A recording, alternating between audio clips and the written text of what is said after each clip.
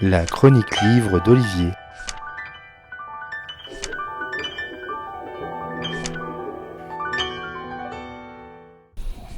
Clémenceau, qui n'était jamais avare d'un bon mot, définissait la politique en ces mots. La politique, c'est comme l'andouillette. Il faut que cela sente la merde, mais juste un petit peu. Et on ne peut le démentir. Le monde politique a souvent été accompagné par un climat sulfureux autour d'affaires de corruption, d'abus de pouvoir, de mœurs, de malversations financières ou fiscales.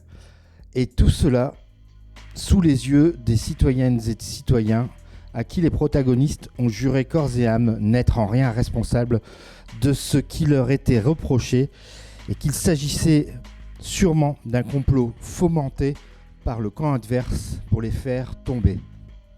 François Medellín s'empare du sujet dans son dernier roman intitulé « La résistance des matériaux » paru aux éditions La Manufacture des livres. Tout commence fin 2012 par la publication en ligne de Mediapart affirmant l'existence d'un compte bancaire au Luxembourg détenu par l'actuel ministre de l'Intérieur, Serge Ruggieri. Branle-bas de combat dans son entourage, celui du président, mais aussi dans le camp d'en face, avec un ex-président sous les feux de la rampe judiciaire, lui aussi. Comment se tirer de tout ça ?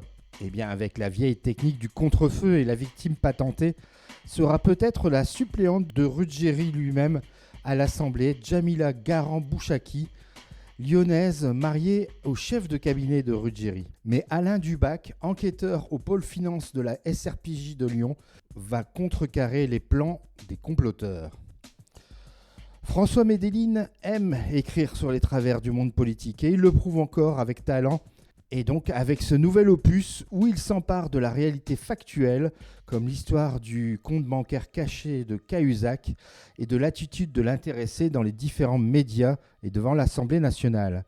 Sur 4 mois et grâce à une narration originale qui s'articule entre reprises de dépêches et articles de presse, mais aussi retranscription d'échanges de SMS, de conversations téléphoniques qui donnent de la véracité et de la crédibilité au récit. Rien ne nous est épargné pour notre plus grand plaisir, avec des barons noirs qui travaillent en chambre, des barbouzes qui sont capables du pire pour couvrir leur patron, et des gouvernants au sang-froid qui semblent n'avoir que faire des conséquences d'un tel scandale sur le peu de noblesse qu'il va rester au final à la politique.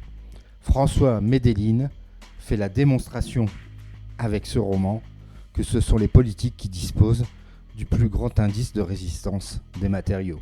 Voilà donc pour l'actualité de sortie pour François Medellín, dont je vous rappelle le titre du dernier roman, La résistance des matériaux, et c'est paru aux éditions La Manufacture de livres.